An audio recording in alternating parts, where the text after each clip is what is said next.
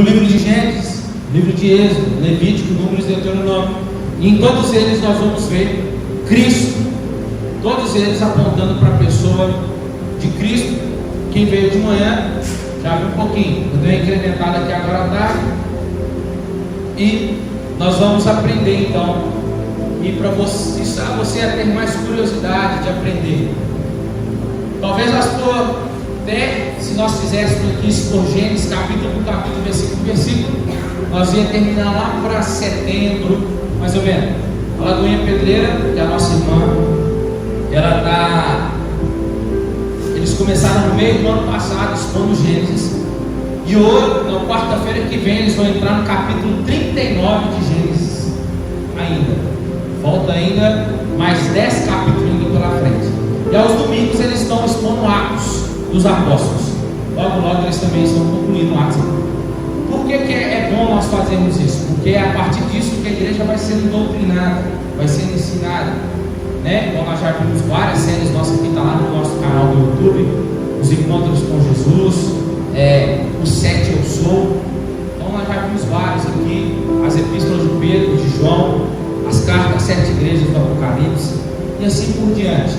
Então, nas quartas nós vamos aos Gálatas, e aos domingos, qual que é o meu desejo? Deixa eu confessar para vocês aqui o meu desejo esse ano. Nós vamos expor a Bíblia todo esse ano aqui numa visão panorâmica, amém? Você está comigo nessa? Porque não é fácil não. Então nós vamos expor o Pentateuco, então vamos dividir os meninos a partir desse semestre do Carisma Estático que vai aprender. Nós vamos dividir Pentateuco, históricos e assim por diante. Nós vamos aprender o Antigo Testamento aplicando para a pessoa de Cristo, e vamos entrar no Novo Testamento depois, já a manifestação da pessoa de Cristo em carne. Então vai ser show de bola. Deus me dê graça, força para estudar também, meus meninos ministrando aqui conosco. Então vamos lá, abra sua Bíblia comigo no livro mais difícil de encontrar, livro de Gênesis. Gênesis capítulo 1. Nós vamos começar hoje com o livro de Gênesis.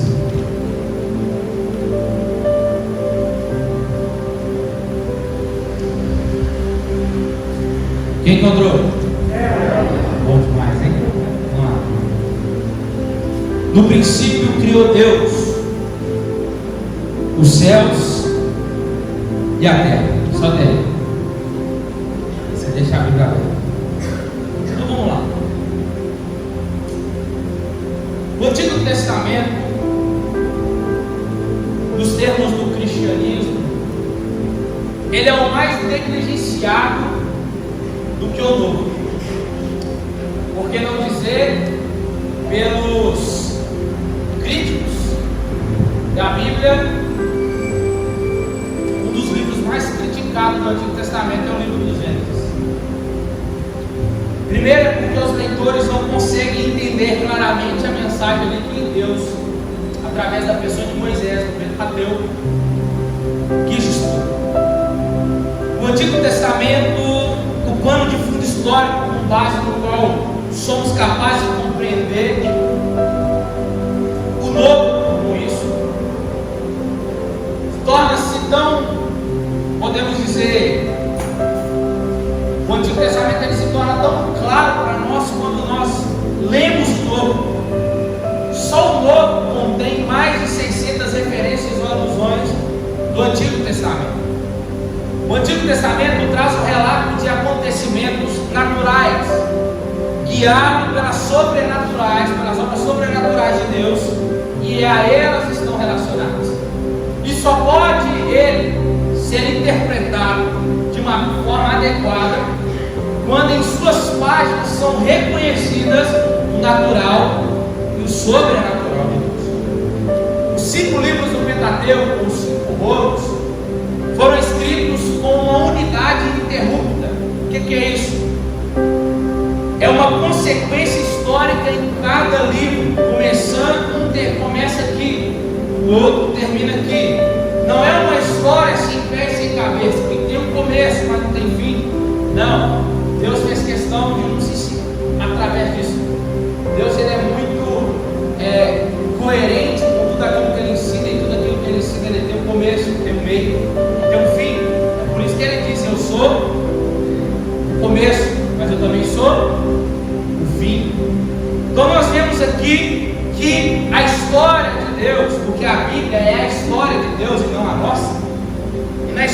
Deus, o papel principal é da pessoa de Cristo. E nós somos os coadjuvantes dessa história. Logo, nós vemos então que em cada livro a história começa. O outro livro que nós vamos aprender semana que vem, o livro do Êxodo, nós vamos ver como que ele se inicia. Se inicia de uma forma tão linda, porque o livro de Gênesis termina, nós vamos aprender que mais à frente, ele termina falando da morte de José. Mas o livro de Êxodo se inicia em outro tempo, mais um pouquinho. Você vai aprender semana que vem para você não faltar. Moisés, então, ele foi o escritor que Deus deu a ele essa graça de escrever. Nós podemos ver em Êxodo 17:14. Então disse o Senhor a Moisés: escreve. Nós vemos em Números 33:1-2. Moisés registrou todas as coisas que o Senhor falara. Deuteronômio 31:9. Moisés escreveu a lei. Josué 1:8. Não se aparte da tua boca o livro dessa lei, antes medita nela de dia e de noite, para que tenha cuidado de fazer conforme tudo quanto nele está escrito. 2 Reis 21:8. Para que não ande mais errante o pé de Israel dessa terra que tem dado a seus pais, contanto que somente tenham cuidado de fazer conforme tudo que está escrito e ordenado, conforme a lei de Moisés. Então nós vamos ver isso. E essa é a posição do cristianismo, que de fato foi Moisés que escreveu.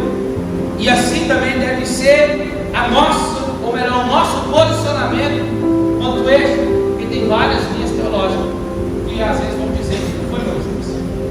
Mas a única parte que Moisés não escreve é sobre a sua morte, lá no final de Deuteronômio, que com certeza pode ter sido o seu sucessor, Josué. E além disso, nós podemos, por que não dizer, daquele que teve uma formação escolar, uma das mais top da época, que foi no Egito, Moisés. Nós vemos uma história toda traçada, arquitetada pelo próprio Deus, que fez com que Miriam, a sua mãe, Joquebede, isso mesmo, né? Não esqueci, colocasse ele no cestinho. Ele foi, atingiu lá até, Miriam foi acompanhando de longe, chegou lá, a filha de Faraó pega, isso tudo tem um propósito, tudo é Deus escrevendo a história, Deus traçando, cumprindo o seu propósito. Pega Moisés cresce, Moisés começa a ser ensinado, começa a participar das melhores escolas do Egito.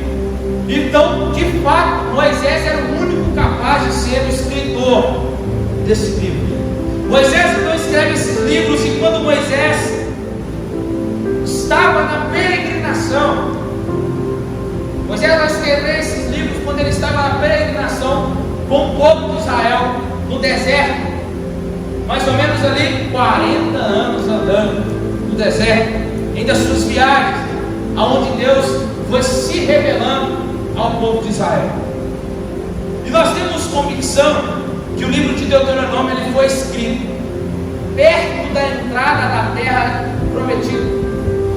Moisés sobe ali perto das terras de Moab, ele sobe ali e vai pegar todos esses livros, coloca o povo assentado e vai começar a desenrolar os 5 rolos ali do povo. Por quê? Porque os israelitas, a visão de mundo que eles tinham era uma visão egípcia, babilônica, totalmente diferente. Uma visão que veio dos egípcios. A visão de Deus que eles tinham era uma visão egípcia. Assim como os seus ancestrais, os mesopotâmicos. Então eles tinham muita confusão a respeito da criação do mundo. Como eles tinham chegado à atual situação em que eles estavam. Como que Israel veio a existir? Quem somos nós? Como que nós surgimos? Então Moisés vai fazer esses 5 grandes discursos, de Gênesis a Deuteronômio, sobre toda essa confusão. Com que propósito então Moisés escreve esses livros e viesse a dizer para o povo do deserto? Primeiro, que Moisés queria reinventar o no sentido, a visão de mundo, a cosmovisão daquele povo, do mundo de Israel, do mundo no sentido de Israel. Por quê? Eles tinham perdido o conceito de Deus totalmente. Totalmente tinham perdido o conceito da pessoa de Deus. É importante ter escrito sobre as promessas do Deus verdadeiro e fazer.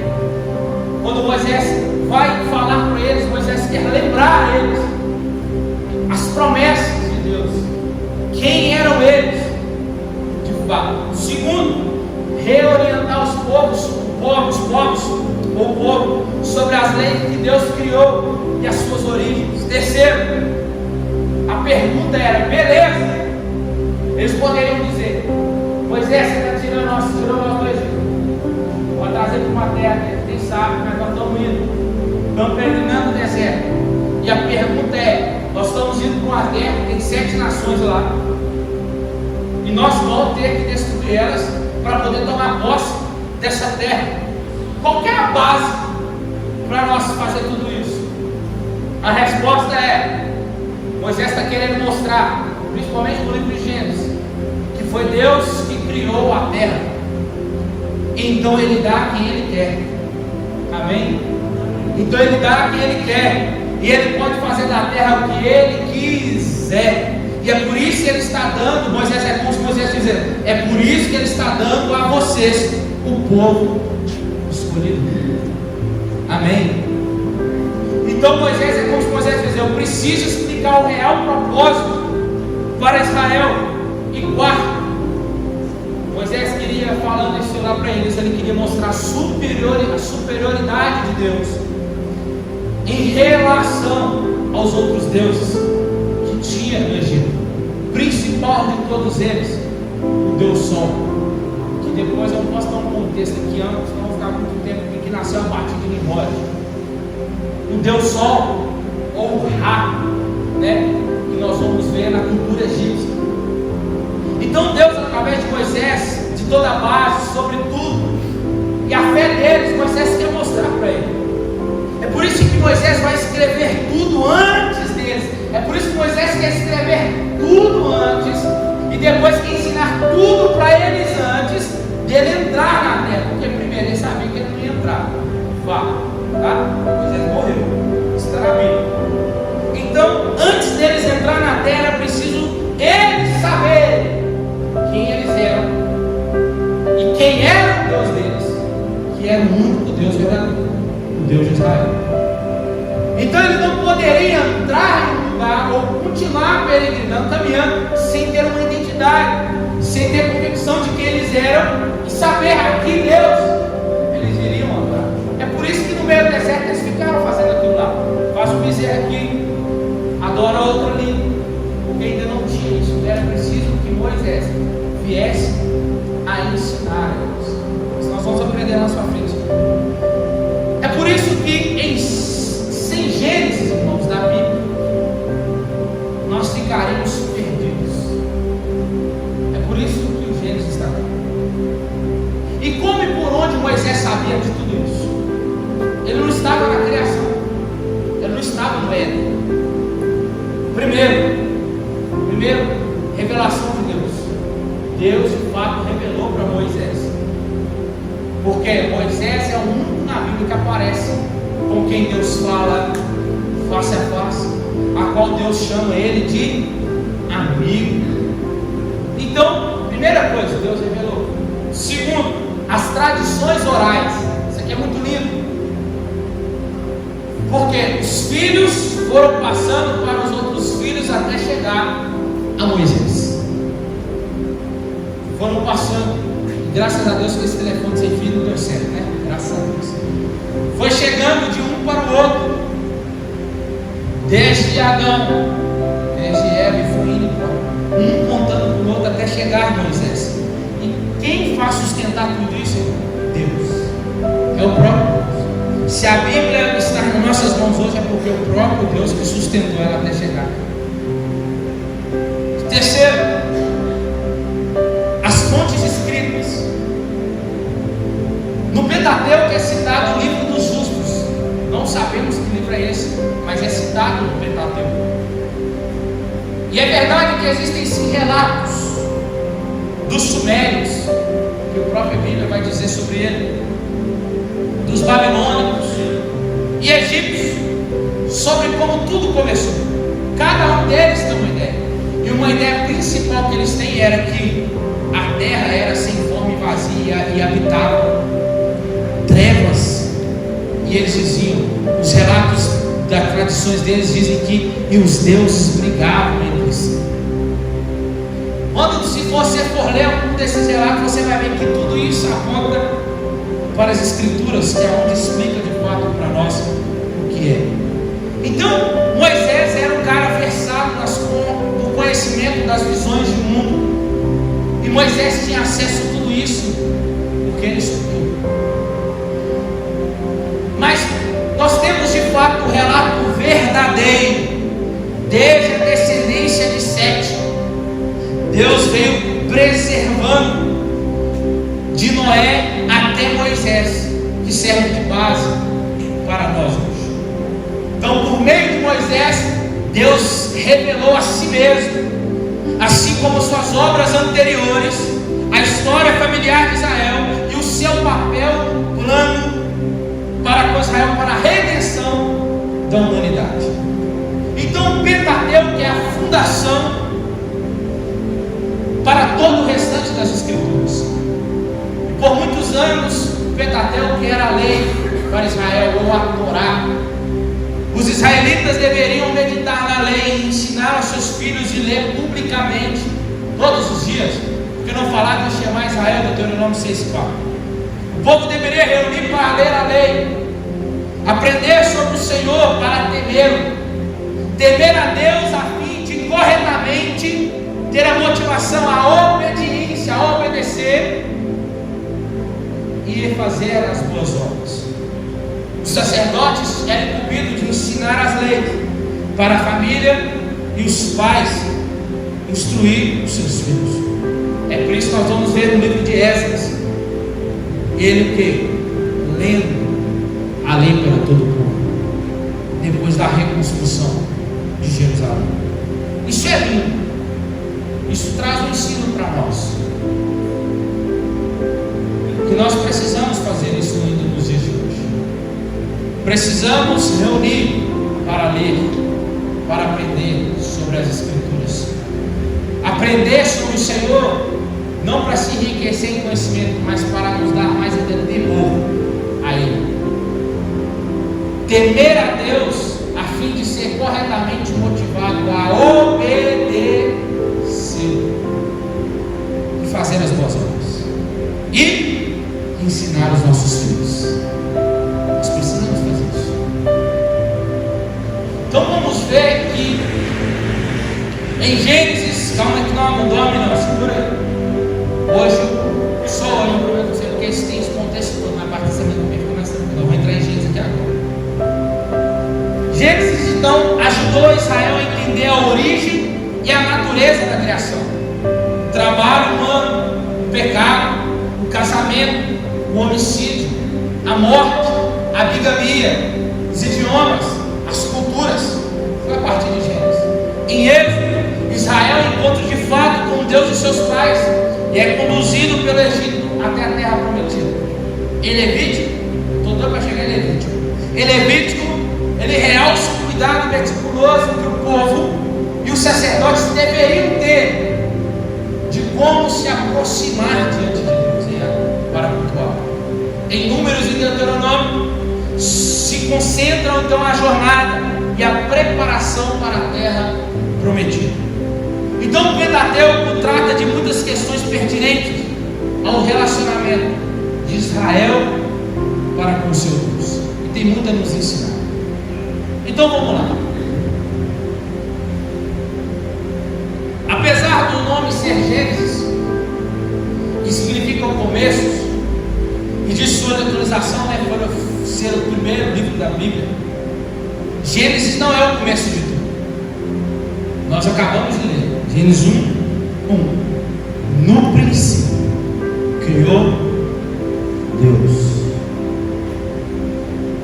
Bereshit bara Elohim. termo bara se refere aqui o quê? Se refere a Deus. Nunca nós vamos ver esse termo relacionado ao homem.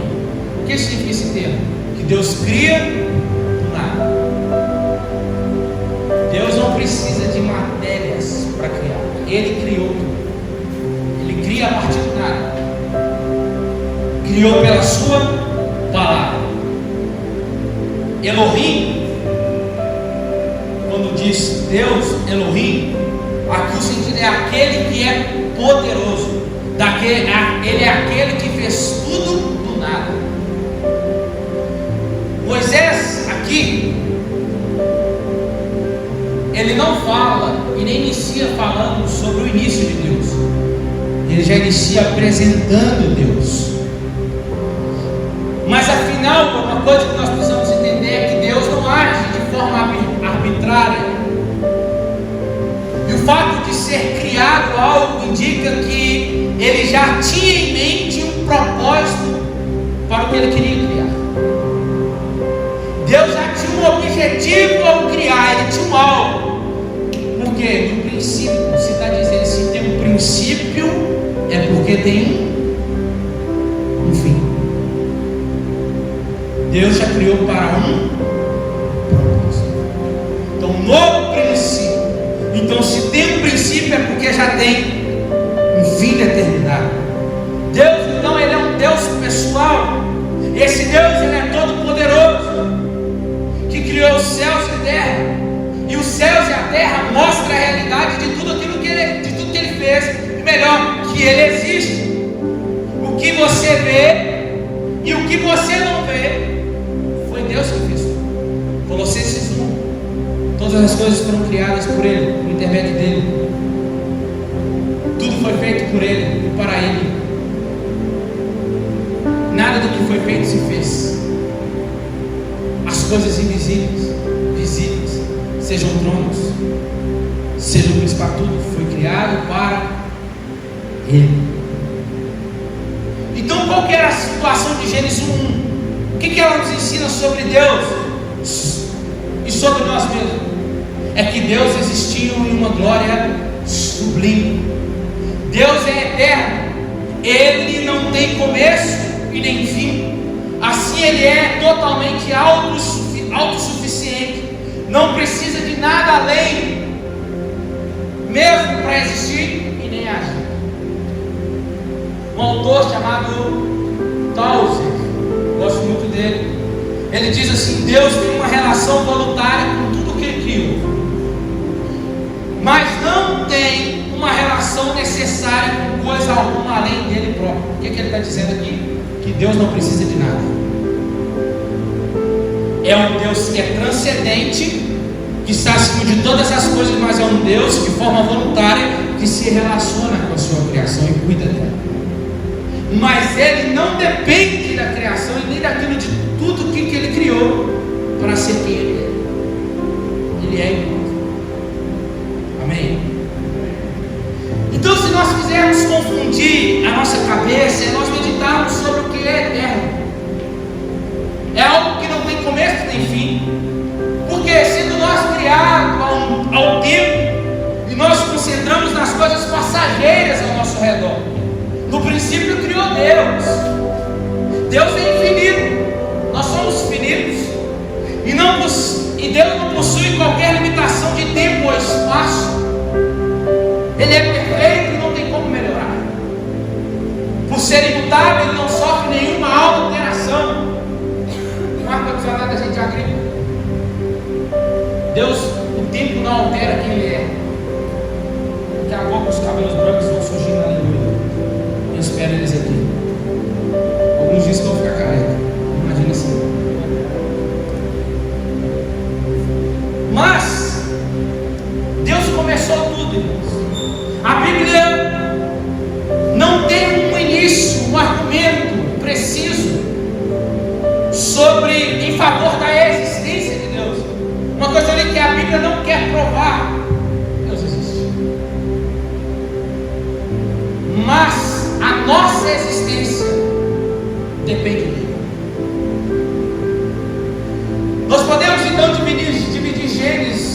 duas partes, Gênesis 1 a 11, nós vamos ver sobre a criação de tudo, ou as Toledotes, que é o livro das genealogias, né, que a gente, depois de hoje você vai gostar de ler. E do capítulo 12 até o 50, que vai falar da história dos patriarcas e os descendentes. E se nós tirarmos os capítulos iniciais de Gênesis aqui, irmãos, nós não teremos como entender o restante das Escrituras. Gênesis começa com Deus, mas termina num caixão. Você vai entender isso lá na frente. Tudo que Deus fez, então, foi para a sua glória. Tudo que Deus fez é para convergir nele mesmo. Por isso que eu indico esse livro aqui que eu estou terminando de ler, do Jonathan Edwards, O Fim para o Qual Deus Criou o Mundo. Maravilhoso. Deus criou tudo para louvor e para a sua glória, para convergir tudo nele. Então, quando nós lemos Gênesis, que é a narrativa da criação, mas também demonstra os fracassos do homem, descobrimos então todavia que Deus vai ao encontro de cada um desses fracassos, porque Ele é um Salvador glorioso. E em muitos sentidos, Gênesis é o mais importante livro da Bíblia, pois é a sementeira de toda ela. Todos os grandes fatos e verdades se encontram nela. Gênesis é o alicerce sobre o qual Deus constrói a revelação da verdade.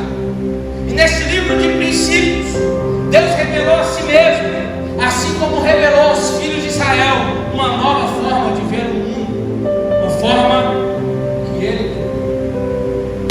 Antes, o Deus de Israel, ele se distinguia, sim, claramente dos deuses dos seus vizinhos. Outrora nós podemos ver ele no decorrer, somente no livro histórico nós vamos ver, quando Israel pede um rei para si. Está lembrado? Porque ele olha as outras ações. Primeiro que em Êxodo eles já querem construir um Deus, constrói o que? Um bezerro. Nós queremos um Deus que vai adiante de nós, que fique conosco, dá uma cara para o nosso Deus. Aí chega lá, ele consulta Samuel vai atender para Deus, ó, o povo está querendo o rei. E Deus diz assim: será que eu não basto para eles? Ah, Deus, eles querem, então vai lá e escolhe lá. Aí vai Saul. E a gente conhece a história do que acontece. Deus se distinguia, a forma de Deus nós vamos ver em Êxodo, em Levítico principalmente. O povo de Israel, Deus tratava, como Jesus disse, como quantas vezes eu quis juntar as galinhas, ou melhor, juntar vocês, como as galinhas juntam os pintinhos. Quantas vezes eu queria juntar vocês. Jesus retrata isso porque era o papel que Deus estava fazendo. Deus chama Israel de filho primogênito em Êxodo. Então, quando nós vemos que Deus queria ter a tratativa de Deus, como vou dizer, era de um pai, não somente de Deus, mas era de um pai. Então, quando nós vemos que Deus fala assim para ele: vocês são um povo meu, vocês não vão poder sair daqui para ir para lá, mas quem quiser de lá entrar aqui, tem que seguir as regras daqui, tem que servir ao único Deus, tem que submeter. Agora, se vocês saírem daqui para fazer lá, a história muda. E nós, infelizmente, nós vamos ver que Israel faz isso tudo ao contrário que Deus manda. Nós vamos ver que Deus não deixa, Deus não ordena eles fazerem aliança com outro povo. O que acontece com Josué? Vai lá e faz uma aliança com os Gibeonitas, lembra? E a ordem de Deus é: se fez aliança, tem que o quê? Tem que cumprir com essa aliança. Agora o seu Deus será o meu Deus. Então Josué, qualquer guerra que viesse com os Gibeonitas, Israel teria que entrar para proteger. Então a ordem de Deus era sempre o quê? Ficar perto dele, permanecer, seguir as suas regras. Então Deus se distingue dos outros, Deus gosta disso.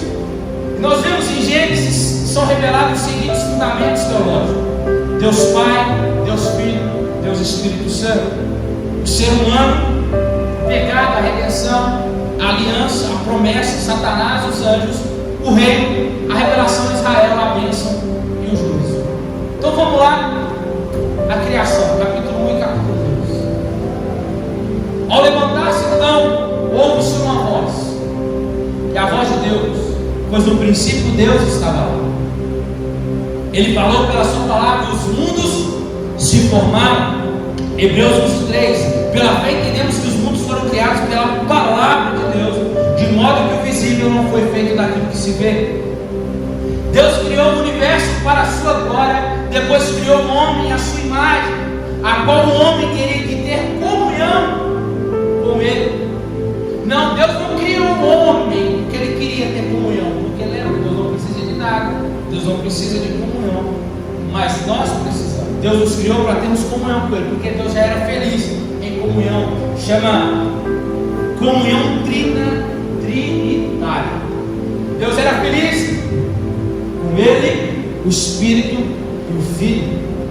Deus não precisava disso, não precisava de nada, mas ele decide para o quê?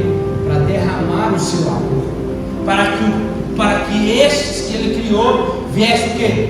Ter comunhão com ele. Deus sempre foi feliz em si mesmo, ele comungava de uma linda comunhão. O Senhor, ele é o único Deus, o Senhor. Deus é criador desse universo, e ele existiu antes de todas as coisas. Deus criou então o homem para ter comunhão com ele, soprou a vida no punhado de barro, modelando a sua imagem, fazendo Adão. Deus fez os seres humanos, conforme a Bíblia diz, como coroa de toda a sua criação. Tudo que Deus criou, seja céus, seja terra, luminares, animais, ele disse que era bom. Mas quando ele cria o homem, ele fala que era muito bom. É a maior criação de Deus. Então isso é que os homens e mulheres deveriam ter: comunhão e glorificar o Senhor. O princípio é que Deus nos cria para ter relacionamento com ele. Adoração é resultado, consequência de quem tem relacionamento. Eu só posso liberar palavras de elogios, de adoração, se eu conheço ele. Logo, não tem como eu falar que eu amo sem conhecer. Logo, não tem como adorar alguém que eu não conheço. É por isso que Paulo vai dizer em Atos capítulo 17: como é que vocês estão adorando aqui que vocês não conhecem? Totalmente incoerente. É por isso que o propósito de Moisés era o quê? Ensinar o povo, aplicar para o povo quem era o Deus de Israel, quem era eles, para eles terem uma identidade e entrarem para a terra prometida e desfrutar daquilo que Deus tinha para eles. Então, todas as coisas Deus criou para si e para a sua glória, mas algo acontece. Já viu quando a criança fala assim, está tudo muito quieto, vou lá ver o que aconteceu, né? Esse ano pintou a cara toda de preto de tinta.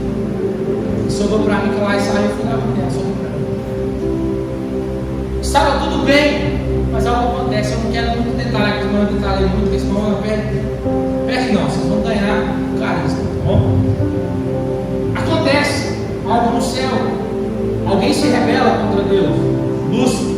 Aí você pode ler lá algumas mensagens, alguns pregadores vão falar de uma forma alegórica, outros vão falar de forma literal, sobre Ezequiel 28, Isaías 14, Apocalipse capítulo 12 e Jeremias 4, 23 e 26. Lúcifer se rebela então contra Deus.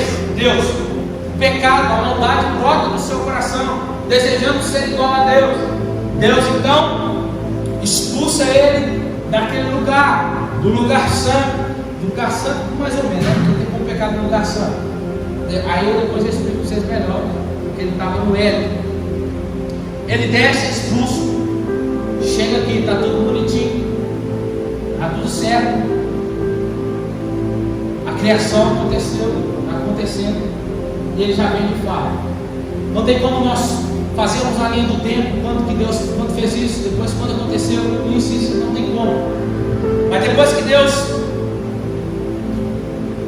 criou os céus e a terra, houve isso, Deus criou um homem e mulher, Satanás vem e começa a deturpar. Que essa é a mensagem. Essa é a mensagem de Satanás. Qual é? Deturpar tudo aquilo que Deus criou. Tudo. A palavra, a mensagem, o amor de Deus, totalmente. Então essa é a mensagem dele. Fazendo com que um homem se rebele contra Deus, e de fato acontece. Capítulo 3 e 4 de Gênesis. O que acontece? Adão e Eva estavam no jardim, no Éden, não do Éden, tá? É no Éden. Éden é o lugar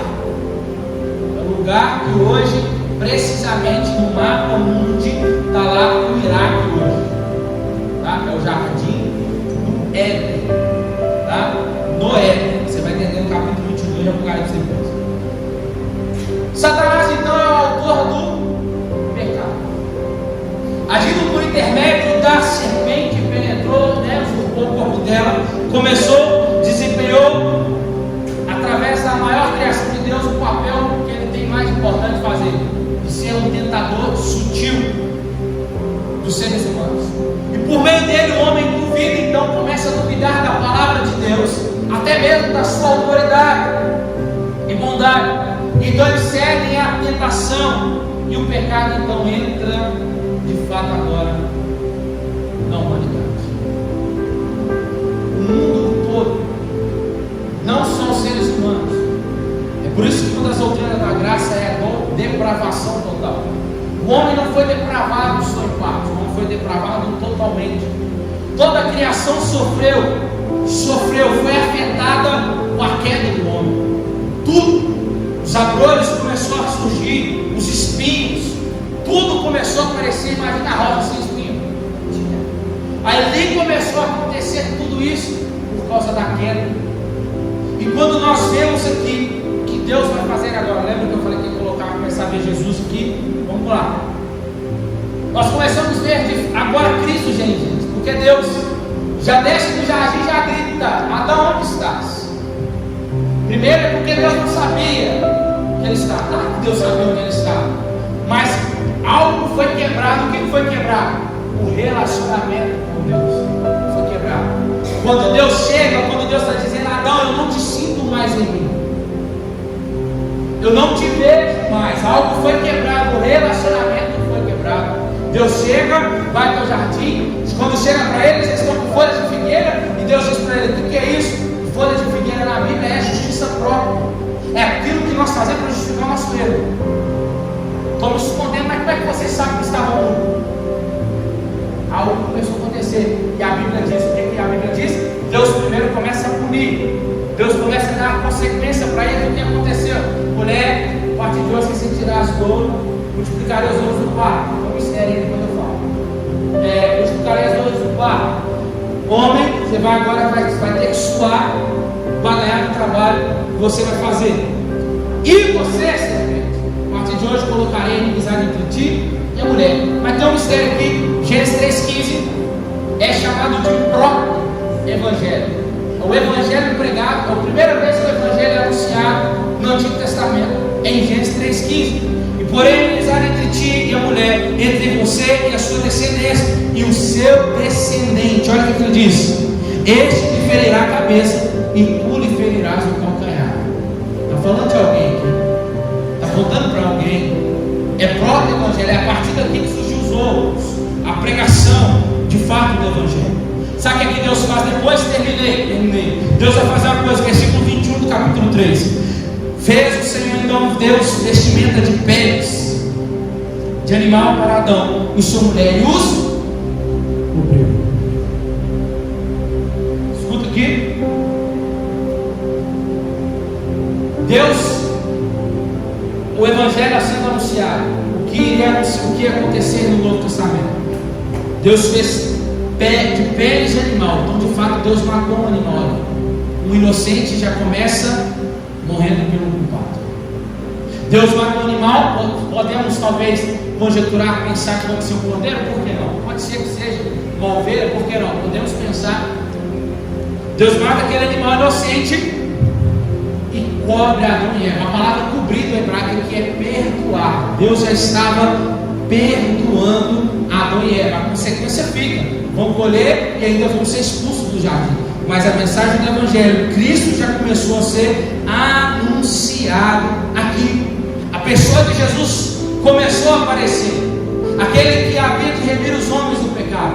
Jesus, ele é a semente da mulher. E ele viria como redentor. Satanás iria ferir o calcanhar dele aonde?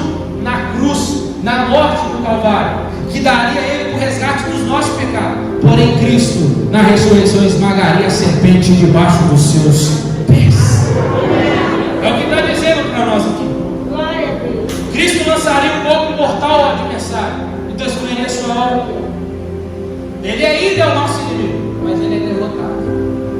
Amém? Cristo já o venceu. E o que interrompe a nossa comunhão com Deus, então, conforme Gênesis 13, é o pecado. Pecado esse que interrompe a nossa comunhão com Deus, tanto na horizontal com os nossos irmãos. Se o nosso relacionamento com Deus não for restaurado, não tem como ter relacionamento com o meu irmão. É por isso que a gente é meio nervoso, tem algo acontecendo. É por isso que Deus precisa restaurar. É por isso que a cada culto de ceia, Deus restaura a aliança, porque nós não seríamos capazes de fazer o que eu fiz. O dilúvio, capítulo 5 ao capítulo 9. Em Gênesis 5, nós vemos o mundo no espantoso estado de maldade. O pecado começou a lastrar agora, de modo que ela se multiplicou e somente um justo apareceu na terra. Noé, nós pregamos aqui já, né? Está lá no YouTube. Noé construiu a arca em obediência à ordem de Deus. Deus então manda o dilúvio como juízo entre Noé e sua família. Foi salvo pela arca. Vemos Cristo aqui de novo. Se nós apenas aceitarmos o fato, Deus sempre providencia o meio de escaparmos do julgamento na pessoa do seu Filho, que é a nossa arca da salvação. Assim como só houve uma arca nos dias de Noé como meio de escapar, assim também só há um Salvador que nos dá salvação. Olha o que os apóstolos dizem em Atos capítulo 4, 12: em nenhum outro há salvação, porque debaixo do céu nenhum outro nome há dado entre os homens em que devemos ser salvos. Então nós temos que lembrar que quando olharmos para a cruz, temos uma arca da salvação para nos livrar do juízo vindouro. É nele que nós temos salvação, porque os homens sempre vão se rebelar, perturbados. Os homens sempre vão olhar para, como eles olharam para a arca, eles olharam, da mesma forma olham para a cruz e zombam dela. Como que aquela cruz pode salvar tantos? Como que uma arca pode salvar pessoas e todos os animais que Deus deveria mandou entrar nela? Quais são as medidas da arca? Olha lá. Um côvado corresponde a 66 centímetros. Então, a embarcação tinha mais ou menos 150 metros de comprimento, 25 metros de largura, 15 de alturas e 3 andares, conforme diz o texto. De acordo com os cálculos do Dr. Henry Morris, ele diz que os cálculos da arca, a arca era suficiente para abrigar e conter 500 vagões ferroviários de gado, oferecendo espaço da arca para mais ou menos 125 mil animais. Tem espécie de animal que você nem sabe que existe. Vamos. Assim então, como em Gênesis 3, Deus nos deu uma promessa de um Redentor, apontando para Cristo. Assim também, após o grande dilúvio, Deus deu a Noé um arco-íris. É isso? Como promessa que nunca mais acabaria o mundo com água de novo, mesmo que hora que pareça, né? Mas dessa vez vai ser destruído como? Pelo fogo, 2 Pedro capítulo 3, versículo 7. Mas os céus e a terra de agora, pela mesma palavra, têm sido guardados para o fogo, sendo reservados para o dia do juízo e da perdição dos homens ímpios. A construção dessa arca deve ter sido uma grande lição, assim como a cruz deve servir como uma grande lição para nós e para aqueles que ainda não sabem a mensagem do Evangelho e ainda não conhecem. Para o povo perverso, que ainda hoje desafiam a Deus e já estão submersos em seus pecados. Por que não falar de Babel, capítulo 10 e capítulo 11, que nós pregamos domingo passado aqui, né? Babel, o projeto falido. Nós sabemos que Deus dispersou toda a humanidade fazendo a sua vontade, de Gênesis capítulo 1, versículo 28 por aí, e capítulo 9 de Gênesis, que vai dizer, é para você, a ordem é para vocês o que? Crescer, frutificar e multiplicar sobre a terra. Chega em Gênesis 11, eles estabelecem uma terra, querem construir uma terra e ali querem permanecer, mas essa não era a ordem de Deus. Eles então desobedecem a Deus, mas Deus faz cumprir a sua ordem. Deus desce, dispersa eles, eles começam a se espalhar. O que é que acontece? Os filhos de Noé e os filhos dos filhos de Noé, que é os filhos de Sem, se estabeleceram ao leste hoje, que é a China, que nós vemos. Os filhos de Cã se estabeleceram na África. Os filhos de Jafé foram para a Europa. Deus fez ou não fez cumprir a sua palavra? Quando Gênesis então aparece falando sobre genealogias, para a gente, né? Não vou pular. Aí chega no final do ano e a vida toda. Nós pulamos genealogia. Quando nós lemos genealogia, nós estamos vendo de fato que a palavra de Deus, a ordem de Deus de crescer, buscar e multiplicar, se cumpriu. Porque retrata a bênção de Deus. Porque aconteceu. A genealogia é para mostrar que a ordem de Deus se cumpriu. Está lá. Porque no miséria de Abraão, capítulo 12 de Gênesis. Lembra que eu estou falando só por cima. Se a gente fosse detalhar aqui, a gente sabe. A cena se transfere das planícies de Siné, que hoje é a Arábia, para Ur dos Caldeus, uma cidade idólatra, e podemos dizer uma das maravilhosas, podemos dizer que ela seria hoje considerada uma das maravilhas, uma 7 maravilhas do mundo antigo. Só que hoje nada mais resta dessa civilização senão de muros, tijolos que estão lá, e oferendas que eram apresentadas aos deuses sol. Quando paramos aqui e vemos em Gênesis capítulo 12, nós vemos Deus chamando o homem pelo nome Abraão e dá ele uma ordem de deixar o lar e seguir a ordem de Deus. Deus prometeu para ele fazer uma grande nação a partir dele, dentro de uma grande terra. Abraão não conhecia a Deus. Abraão vivia numa terra idólatra. Mas Deus chama ele dentro da idolatria dele. Então, eu nem falo isso aqui de manhã, mas é uma palavra para você, para o seu coração, para a sua família, né? Fica tranquilo. Se Deus tem propósito para salvar sua casa, sua família, seja onde ele estiver, no boteco, na favela, na boca, Deus chama ele de lá de dentro. Isso é fato. Deus chamou um homem que nunca ouviu falar de Deus, um homem que era idólatra, e ouviu Deus falando com ele: sai da tua terra, da tua parentela, da terra que eu te mostrei. Ele só obedeceu. Abraão não conhecia, mas obedeceu, e Deus tornou seu pai e fez dele o pai do povo escolhido de Deus. Podemos ver Cristo aqui em Abraão também, por que não? Em Gênesis capítulo 15, que a história continua, Deus faz uma aliança com Abraão, uma aliança que tipifica que Cristo faria conosco anos depois. Porque Deus faz uma aliança com Abraão, e nós vamos ver a partir do versículo 9. Toma uma novilha de 3 anos, uma cabra de 3 anos, um carneiro de 3 anos e uma rolinha e um pombinho. Abraão trouxe todos esses animais, partiu pelo meio e pôs cada parte deles em frente da outra. As aves, porém, não partiu. Então as aves de rapina desciam sobre os cadáveres, porém Abraão os enxotava. E ao pôr do sol, caiu um profundo sono sobre Abraão, e lhe sobreveio um grande pavor. Deus disse para ele, depois Deus disse para ele: então disse o Senhor Abraão, sabe com certeza que peregrina será toda descendência em terra alheia, e será reduzida a escravidão. Aqui já apontando para Êxodo. Mas o que acontece? Essa aliança demonstra para nós que a aliança teria que ser feita pelas duas partes. Se você começa a ver a aliança noaica, tem Noé e Deus. Se você vê a aliança mosaica, você vê Moisés e Deus. Mas Mas quando nós vemos a aliança Abraão, que é a única que aponta para Cristo, Abraão, e Deus assume a parte da aliança que era dele,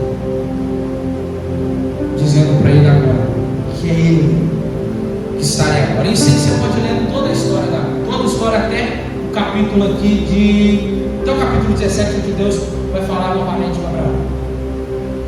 Deus passa no meio, tem duas partes igual, mas somente Deus é o único que assumiu a parte dele e de Abraão, assim como Cristo fez conosco.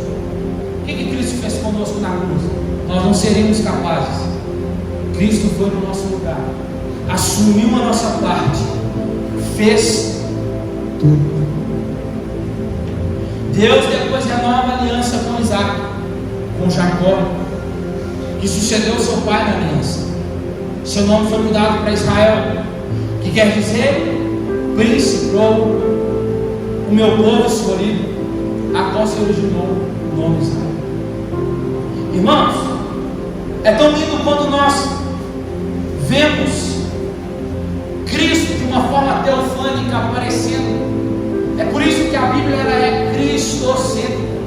Ela tem um propósito por trás de tudo, e amanhã, semana que vem, você aguarde isso. Ela tem um propósito em tudo, apontar para Cristo, assim como é o papel do Espírito Santo no meio da igreja. Não é, o holofote não é iluminar o pregador e nem apontar para a igreja. O Espírito Santo é aquele que joga luz nas obras e na pessoa de Jesus Cristo, dizendo que é aonde a igreja, é a quem a igreja deve adorar, é a quem a igreja deve servir e a quem a igreja deve servir.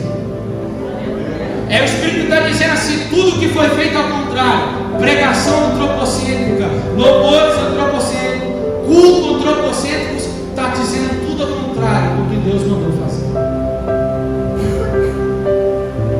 Então é importante nós vermos isso. Cristo em toda a Bíblia. Olha que interessante, para a gente terminar. Posto o sol, aliança de Abraão. Versículo 17: densas trevas e um fogo. Olha aí. E um fogo, só que Abraão estava dormindo, tá? E um fogo fumegante, uma tocha de fogo apareceram e passaram por aquelas metades. O certo era os dois passarem. Tem a aliança da vítima também. O certo era os dois passarem. Mas o que está mostrando para nós aqui? Que um fogo, uma tocha de fogo apareceram e passaram por aquelas metades. Naquele mesmo dia fez o Senhor uma aliança com Abraão, dizendo: a tua descendência dê a terra. Deus, quem passou aqui, irmão, de uma forma teofânica? O próprio Cristo. Pode dizer amém? Isso? Para a gente terminar, capítulo 39 ao 50. A história do menino, né? José.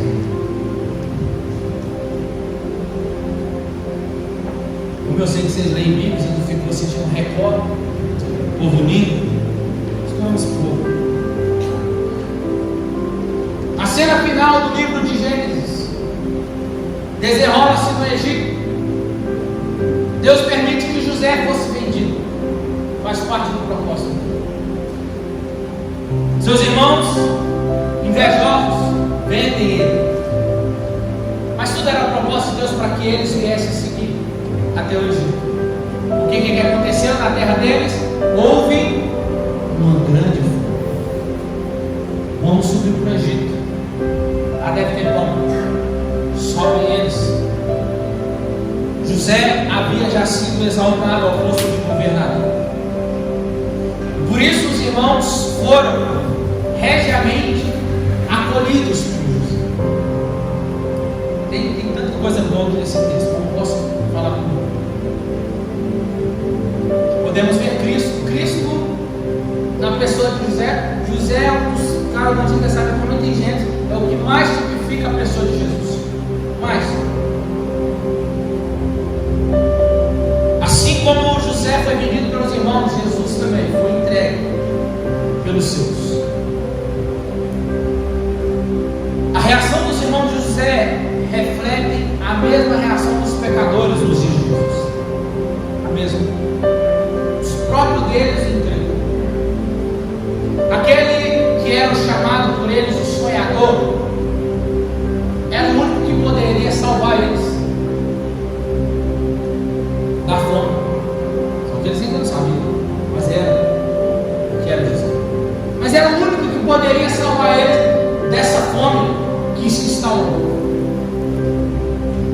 Da mesma forma, o Cristo, que os homens ainda nos dias de hoje rejeitam, é o único. É o único que pode salvar. É o único que pode salvar o homem de uma eternidade sem Deus. José chegou como escravo, mas se tornou governador. Jesus veio como um cordeiro, tirou o pecado do mundo, mas vai voltar como o leão da tribo de Judá.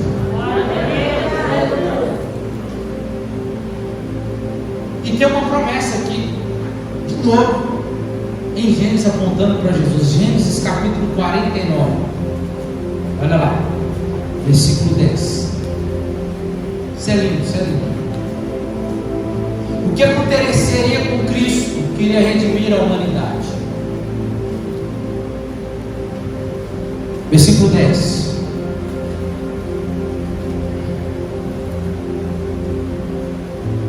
O cetro não se arredará de Judá. Jesus é o quê? O leão de Judá. Davi de Judá. Jesus viria da relação de Judá. Beleza que Judá teve os B.O.s dele lá, né? Mas depois se consertou e se arrependeu. O cetro não se arredará de Judá, nem o bastão de autoridade de seus pés. Está falando de trono, de autoridade. Até que venha Siló. Isso aqui é a palavra hebraica. E a ele obedecerão os povos. Opa! Olha o versículo 11. E ele amarrará o seu jumentinho à vide, e o filho da sua jumenta à videira mais excelente, e lavará suas vestes no lagar ou no vinho, da sua capa em sangue de uvas. De que ele está falando aqui?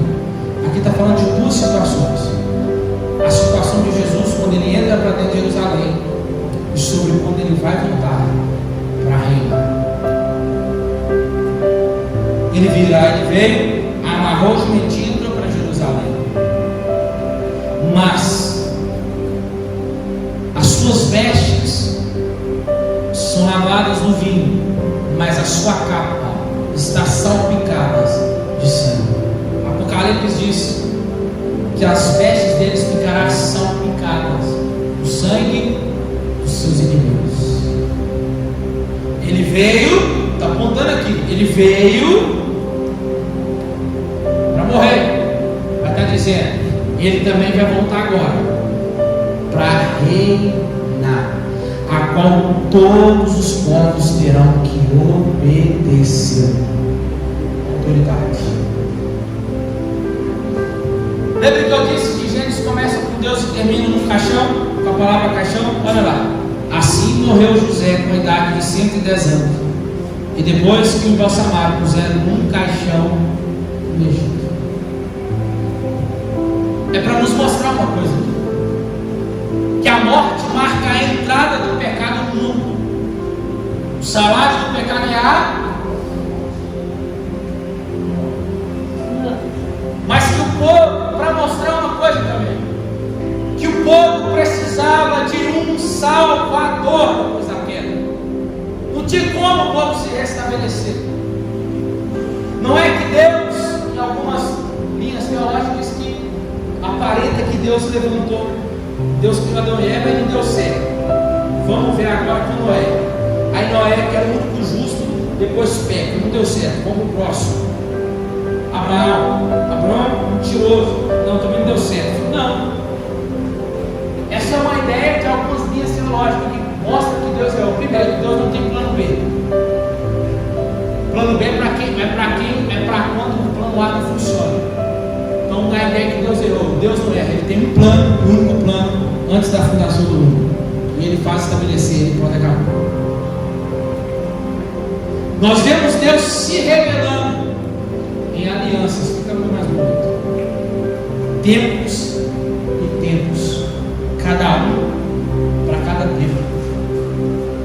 E quando nós vemos isso, nós vemos que em todo sentido o povo precisava reconhecer que precisava de um Salvador. E só precisa de quem de fato reconhece. Assim é a nação de hoje. Só vai ser salvo quem de fato reconhecer que precisa de um Salvador. A morte sacrificial de Jesus não foi um acidente, porque diz Efésios que ele foi morto antes da fundação do mundo. Deus não criou o mundo porque ele precisava de algo, mas para que pudesse compartilhar do seu amor e a sua criação correspondesse a ele. O Filho glorifica o Pai, o Espírito glorifica o Filho. Ambos, as pessoas da Trindade, trabalhem em conformidade para cumprir a vontade de Deus. Nós somos escolhidos por Deus, redimidos pelo Filho e selados pelo Espírito. Tudo isso não é para a gente crescer, mas é para glorificar a Deus, para louvor e para a sua glória. O importante não é saber tudo o que Deus sabe, mas o que Ele nos ensina em Gênesis é obedecer tudo aquilo que Ele nos ordena. Em outras palavras, Gênesis é a história da vontade soberana e da graça eletiva de Deus. Aquilo que tem início em Gênesis se desenvolve por toda a Bíblia, que vai se consumar no último livro da Bíblia, lá Apocalipse. É por isso que o primeiro princípio da hermenêutica que vocês vão aprender é: a Bíblia interpreta a própria Bíblia. O paraíso perdido, o jardim que era do Éden, o que acontece? Deus expulsa eles do jardim, coloca querubins para proteger e esconde. Nunca mais foi visto. Só que em Apocalipse aparece ele agora. Esse lugar é trago de volta em Apocalipse, no último capítulo de Apocalipse, Apocalipse capítulo 22. João vai mostrar para nós que as coisas que aconteceram em Gênesis 3, os efeitos da queda, a destruição da criação e a maldição, em Apocalipse 22, 3 diz assim: e ali nunca mais haverá maldição, porque no meio dele estará o trono de Deus e do Cordeiro e o seu servo servidor. Olha, vamos ler. Então me mostrou um rio da água da vida, claro como um cristal, que procedia do trono de Deus e do Cordeiro. E no meio da praça, em ambas as margens do rio, estava a árvore da vida. Aonde que a árvore da vida estava antes? No jardim. Por que Deus expulsa Adão e Eva do jardim? Porque se eles continuassem lá em pecado, caídos, eles comeriam da árvore da vida e seriam eternamente mortos espiritualmente. Deus expulsa eles de lá para o propósito que ele já tinha. Para esse nós estamos lendo agora. No último capítulo da Bíblia, os cristãos estarão no jardim, no paraíso de Deus. Agora alimentando-se da árvore da vida, e verão a sua face, na sua testa estará o seu nome, e ali não haverá mais noite, não se estarão de luz de lâmpada, nem de luz do sol, pois o Senhor Deus iluminará, e reinarão para sempre. Só que agora não participaremos com as vestes sujas, mas agora com as vestes lavadas pelo sangue do Cordeiro. Esse Gênesis é para você entender a história de Deus, toda a Bíblia, o princípio de tudo. Fica de pé, Senhor.